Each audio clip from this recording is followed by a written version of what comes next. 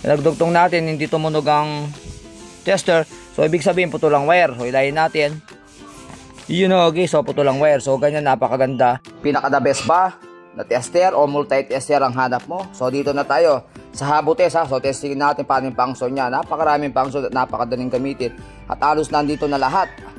Kagandaan nito, pwede sa kuryente, sa 220 volts, pwede rin sa battery, 24 volts, 12 volts. Okay, so testingin natin dito sa bahay. For example, ilan ba yung volt natin? You know? 224 volts. Napakalakas, okay? So ngayon, testingin naman natin dito sa may battery. Dito battery to, low bat to, matitesting natin siya. Tingnan yung reading niya.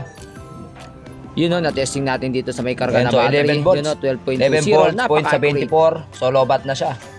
Okay, so testingin naman natin sa battery na may karga.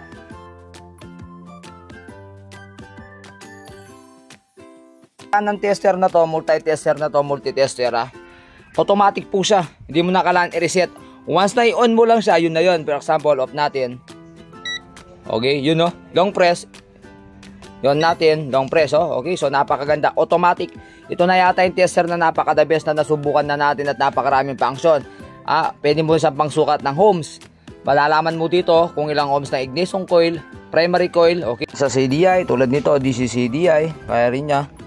Okay, kung sira o hindi, tulad niyan. Okay, so accurate.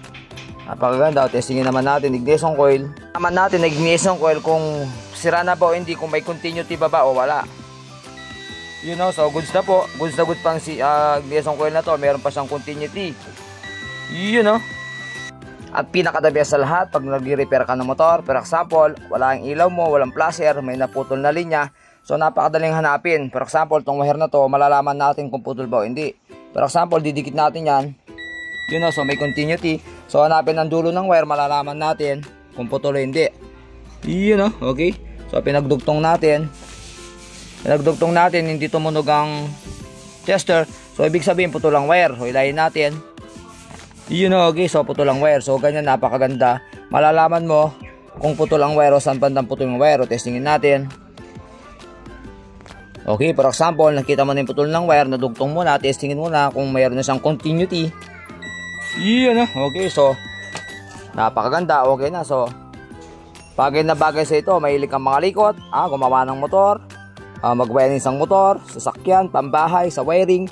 So kailangan mo to Habo Test. That's more. So meron pa tong flashlight. Okay, long press. May flashlight ka na, napakaliwanag. For example, nagwa-wirings ka 10 oras ng gabi. So kailangan mo ng flashlight. Meron pa sa flashlight okay, so napakaganda. Andito na lahat. Multi-tester. So paano mapupunta sa ito?